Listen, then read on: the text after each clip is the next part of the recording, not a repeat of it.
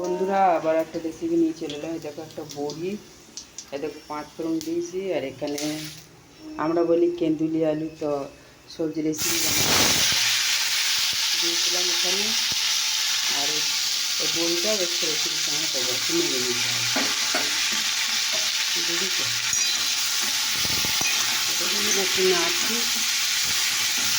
5 ফোড়ন দিয়ে সরষের তেল দিলাম, 5 ফোড়ন দিয়ে একটু নাড়ছি।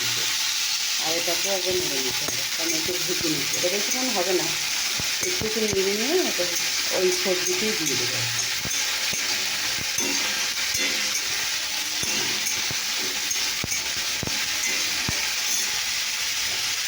হয়ে গেল, বন্ধ করে দিলাম। এটা একটু কিছু দিয়ে দেবো, এটা হয়ে গেছে।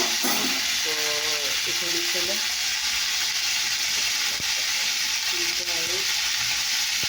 প্রথমে দিলাম নুন।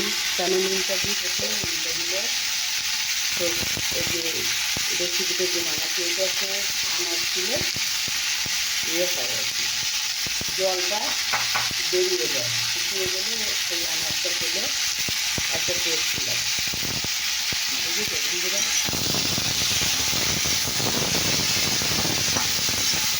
খাওয়াটা দিলে নুন হলুদটা হলুদটা দিলে কালার এসে যায়, আর নুনটা দিলে জলটা বেরিয়ে যায়। সবজি জলটা বেরিয়ে গেলে কী হবে না, এইটাতে তোমার জলটা শুকিয়ে গেলে না খেতে খুব ভালো লাগে, বুঝেছো? এটা একটা টেস্টই আলাদা। তোমরা এরকম ঘরে রেসিপি বানিয়ে দেখো। এটা কী বানালাম তার এই বইটা দেবে, দেখবে আমি কীভাবে বানাতে থাকছি, তোমরা দেখতে থাকো, ঠিক আছে? তো দেখো বন্ধুরা, এটা সবজি কাজ করতে গিয়ে ধরে দিয়ে সবজি জলে আগে দিয়ে দিয়েছি। এবার দেখো জিরে গুঁড়ো দিলাম, সামান্য একটু লঙ্কা গুঁড়ো দিলাম।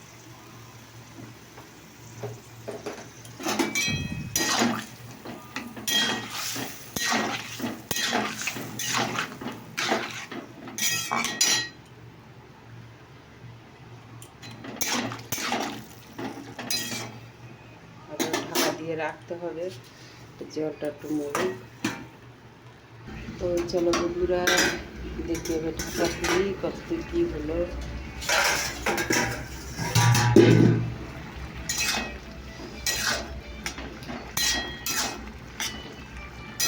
দেখো এটা এরকম হলো, তো এবার জল দেবো।